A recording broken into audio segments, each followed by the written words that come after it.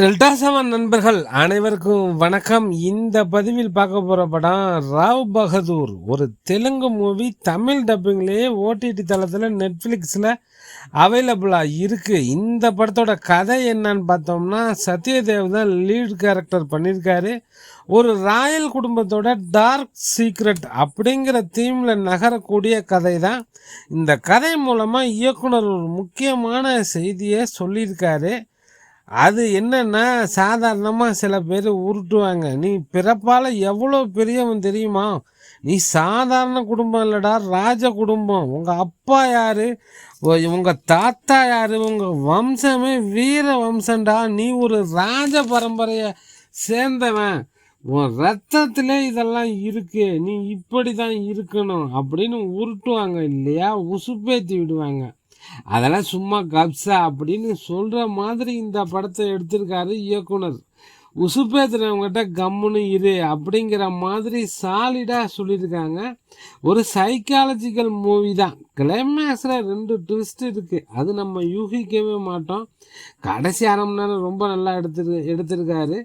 இந்த கதை என்ன, எப்படி இயக்குனர் ப்ரெசன்ட் பண்ணியிருக்காருன்னா, ஒரு ஜமீன் குடும்பம் இல்லை, ஒரு ராஜ குடும்பம், ஒரே பையன், பேர் புவனம், அவர் தான் ஹீரோ. பிளேபாயை வெளிநாட்டிலே தங்கியிருக்காரு. பப்பு பாருன்னு ஜாலியாக இருக்காரு, குடி கும்மாளம்னு குடியும் குடுத்தனமாக இருக்காரு. ஹீரோவுக்கு ஒரு ஃப்ரெண்டு ஆச்சாரின்னு பேர், அவர் ஒரு டாக்டரு. ஹீரோவை சந்தித்து, உங்கள் அப்பா ரொம்ப உடம்புக்கு முடியாமல் இருக்கார், நீ ஒரு கல்யாணம் பண்ணிக்கணும்னு ஆசைப்படுறாரு.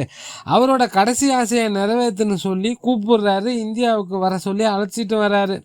புவனமும் ஊருக்கு வந்து அவரோட அப்பாவை பார்க்குறாரு. தன்னை எவ்வளவு அன்போடு செல்லமாக வளர்த்த அப்பா இப்போ உடம்புக்கு முடியாமல் படுத்த படுக்கையாக கிடக்கிறாருன்னு கவலையும் படுறாரு. அந்த ஆச்சாரி ஒரு லேடி டாக்டரை வீட்டிலே சிகிச்சை அளிக்கிற மாதிரி ஏற்பாடு பண்ணியிருக்காரு இவங்க அப்பாவுக்கு. அவங்க தான் கதாநாயகி, பேர் ரேணுகா. நாயகி பார்த்து அவங்கள்ட்ட பேசி பழகும்போது கதாநாயகனுக்கும் கதாநாயகியை ரொம்ப பிடிச்சி போயிடுது. நண்பன் ஆச்சாரிக்கிட்ட, இவளை தான் நான் கல்யாணம் பண்ணிப்பேன், நீ என்ன பண்ணுவியோ எனக்கு தெரியாது, ரேணுகாவை எனக்கு கல்யாணம் பண்ணுவேன்னு சொல்கிறாரு. இதுக்கு இடையில ஹீரோவான அவங்க அப்பா இறந்து போயிடுறாரு. அவர் ஏற்கனவே சீரியஸாக தானே இருந்தார்.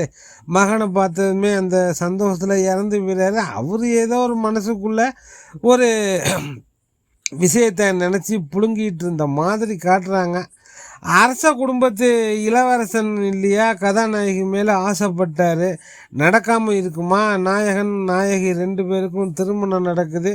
மகிழ்ச்சியான வாழ்க்கையை வாழ ஆரம்பிக்கிறாங்க. முதல்ல ஒரு அழகான குழந்தை பிறக்குது. ரொம்ப சந்தோஷமாக இருக்கார் ஹீரோ. ரெண்டாவதாக ஒரு குழந்தை பிறக்குது.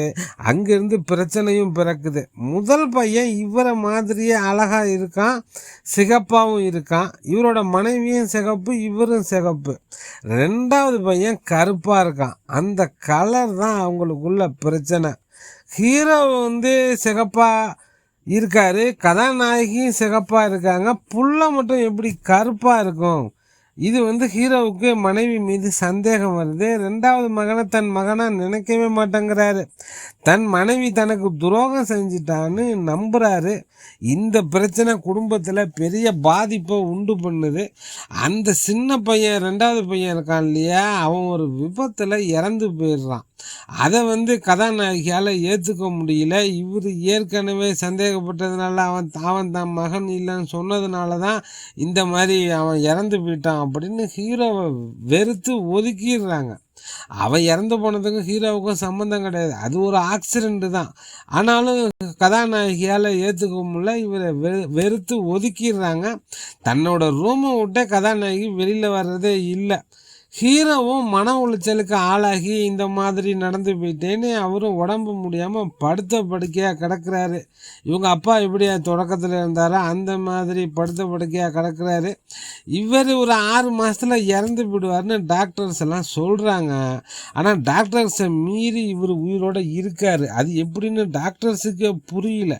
ஏன்னா இவர் மனசுக்குள்ள ஒரே கேள்வி, ரெண்டாவது பையன் யாருக்கு பிறந்தான் அப்படிங்கிறது இவருக்குள்ளே ஏற்பட்டிருக்க மிகப்பெரிய கேள்வி.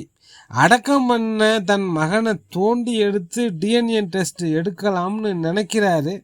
அந்த புதைச்சதை திரும்ப தோண்டி எடுக்க யாரும் சம்மதிக்க மாட்டேங்கிறாங்க. இவர் நினச்ச மாதிரியே ஒரு சந்தர்ப்பம் அமையுது. டிஎன்ஏ டெஸ்ட்டும் எடுக்கிறாங்க. ரிசல்ட்டை தெரிஞ்சிக்க ஆவலாக இருக்காரு. அதுக்காக தன் உயிரை கையில் பிடிச்சிக்கிட்டு இருக்காரு. அந்த ரிசல்ட்டை தெரிஞ்சுக்கிட்டு தான் சாவேன்னு. முடிவு என்னாச்சு? 2வது மகன் இவரோட மகன் தானா இல்லையா அப்படிங்கிறது தான் இந்த படத்தோட கதை. கிளைமேக்ஸ் சூப்பராக எடுத்திருக்காங்க. கிளைமேக்ஸில் வைக்கக்கூடிய 2 ட்விஸ்ட்டு சூப்பரான ட்விஸ்ட்டு. அந்த 2 ட்விஸ்ட்டு தான் இந்த படத்தை வேறொரு தளத்துக்கு எடுத்துகிட்டு போகுது. அது என்னன்னு நீங்கள் படம் பார்த்து தெரிஞ்சுக்கோங்க. குறிப்பாக ராவ் பகதூர்னா கம்பீரமாக இப்படி நெஞ்சில் கை வச்சிருப்பாங்க அப்படின்னு ஒரு விஷயம் சொல்லுவாங்க. அதுக்கான பதில் கிளைமேக்ஸில் இருக்குது. ஃபர்ஸ்ட் ஹாப்பில் வரக்கூடிய பல கேள்விகளுக்கு செகண்ட் ஹாப்பில் பதில் சொல்லியிருக்காரு இயக்குனர் வெங்கடேஷ் மகா. அவரே ரைட்டிங்கு, எடிட்டரு. அவர் ரொம்ப சூப்பரான ஒரு கதையை ப்ரெசென்ட் பண்ணியிருக்காரு இயக்குனர் வெங்கடேஷ் மகா. கதாநாயகன் சத்யதேவ் காஞ்சர்னா எடுத்துக்கொண்ட கதாபாத்திரத்தை நிறைவாக செஞ்சுருக்காரு. அந்த கதாபாத்திரத்தில் தன்னை பொருத்தி கொண்டு ஹீரோயிசம் காட்டாமல் கதைக்கு என்ன தேவையோ அதை பிரமாதமாக பண்ணியிருக்காரு கதாநாயகன். கதாநாயகி ரேணுகாவா தீபா தாமஸ் பண்ணியிருக்காங்க. ஆரம்பத்தில் விளையாட்டுத்தனம்னு துடுக்குத்தனமான கதாநாயகியாக இருக்காங்க. மகன் பிரிவுக்கு பிறகு அப்படியே அமைதியாகி போகிறாங்க. கிளைமேக்ஸில் அவங்க உடைக்கிற ஒரு ட்விஸ்ட்டு பிரமாதம். அதேமாரி நண்பனான ஆச்சரியாவா விகாஸ் முப்பாலா அவர் தான் பண்ணியிருக்காரு. கிளைமேக்ஸில் அவரும் ஒரு ட்விஸ்ட்டை ரிவ்யூ பண்ணுறாரு. அதை யாரும் எதிர்பார்த்துருக்கவே மாட்டோம். அவர் கேரக்டரை அவர் நிறைவாக செஞ்சுருக்காரு. பார்க்கணுன்னு நினைக்கிறவங்க பாருங்கள். ஒரு சைக்காலஜிக்கல் மூவி தான். நெட்ஃப்ளிக்ஸில் தமிழ் டப்பிங்லேயே அவைலபிளாக இருக்குது. பார்க்கணுன்னு நினைக்கிறவங்க பாருங்கள். டெல்டா 7 நண்பர்களுக்கு நன்றிகள் பல.